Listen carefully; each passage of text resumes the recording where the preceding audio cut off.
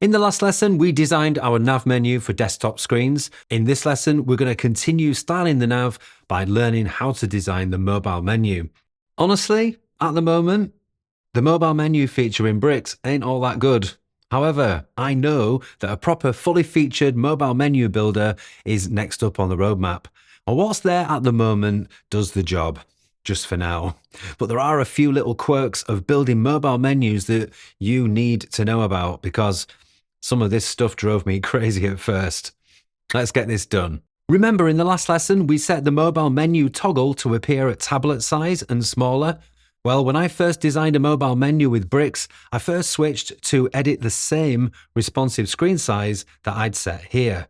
So in our case, I'd switch to tablet editing mode and then start designing the menu. Or if I'd set the toggle to kick in at mobile landscape, I'd switch to mobile landscape view first. Makes sense, right? You'd want to be editing in the same view that you're going to first see the mobile menu.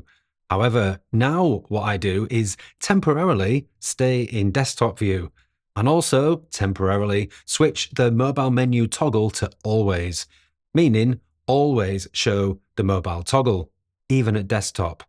Now, why would I do that? Because although right now I'm thinking of the mobile menu kicking in at tablet size, I could easily change my mind. I've seen a lot of sites with a mobile menu toggle at desktop size. So if we set mobile menu styles at desktop size, it's like future-proofing. Any settings that we make at desktop size, they're going to automatically trickle down to all the smaller screen sizes below, as you know. So then if we change our mind in future about which responsive screen size is going to trigger the mobile menu, the settings will already be in place. Does that make sense?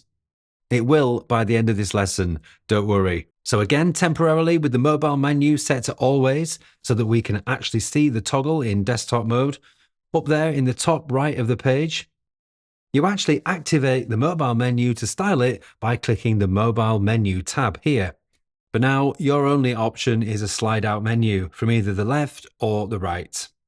You can set the vertical and horizontal position of the links within the slide out menu area and text align the width of the panel. I'm going to keep this simple right now. I'm going to set the background as the dark BG from our color palette. Into top level menu styles. Remember, this is inside the mobile menu styles. These left and right padding values set by default are the left and right of each link. I'm going to change those to 2 rem padding, left and right. That's just in keeping with our 8-point grid. Typography,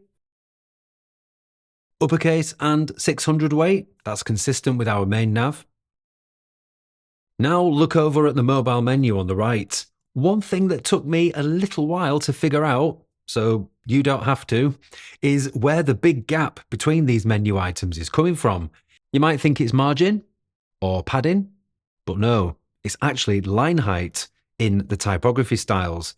Bricks sticks a line height of 60 pixels on these menu items by default. Now that is good actually. Making the line for each link taller means that it's basically a bigger target for fingers to hit them on mobile. It's a really good strategy for usability. Having said that, I've got to say this does feel a bit too spaced out to me. So let's try changing the line height to 2, maybe 2.5. Just to make the link target a bit easier to hit. Okay, that's good. Active link color. Yellow again. And the hamburger toggle. Seeing as the slide out menu is currently open, I'm going to set the close color to white. There it is. And you can set the position of it here as well. I'll specifically set, say, 1 rem to the top. I'd like now to push all the menu links down as well, so they're roughly at the same level as the close icon. Currently, you can see they're very crushed up to the top. Your first thought might be to come to the top level menu settings, the ones within the mobile menu panel, and add some padding top.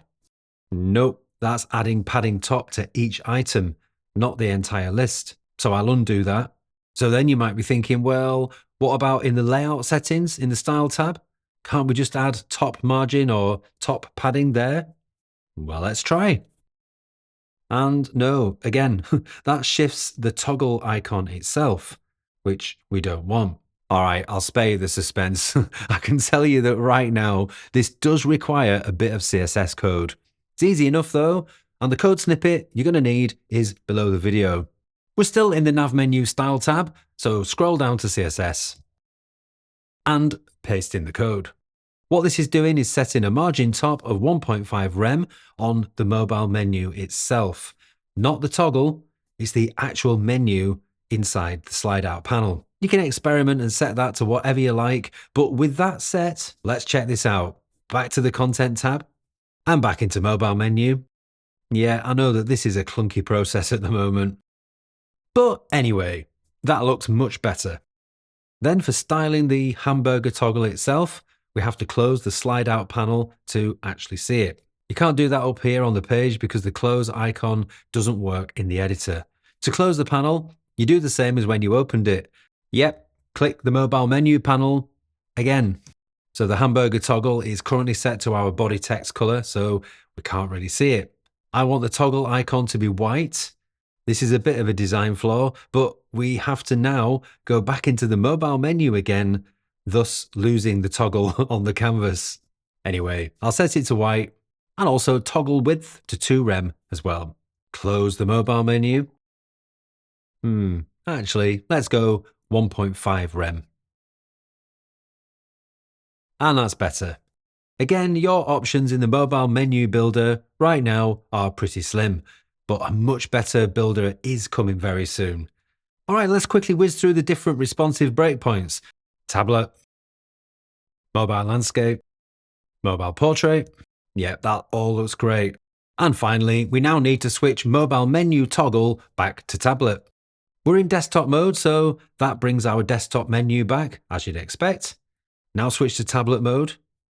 And there you go. And if we later decide, actually, let's have the mobile menu kick in at mobile landscape instead. We're still in tablet mode, remember? So I'm going to switch the toggle to mobile landscape. And now we have our main menu showing at tablet. Great. Your task now is to create your own mobile menu. As a recap, I'd recommend that you temporarily switch mobile toggle to always. Make all the various settings as I showed you. Don't forget to add the bit of custom CSS. That's in the nav menus style and CSS panel. That's just if you want to push the menu down a bit inside the slide out panel. And finally, when you're done, pop the mobile toggle back to what you want it actually set at for this site. I went with tablet, but you can choose whichever responsive mode you like. Next, we've made a site-wide header. Hooray! Let's quickly make a site-wide footer as well. I'll see you there.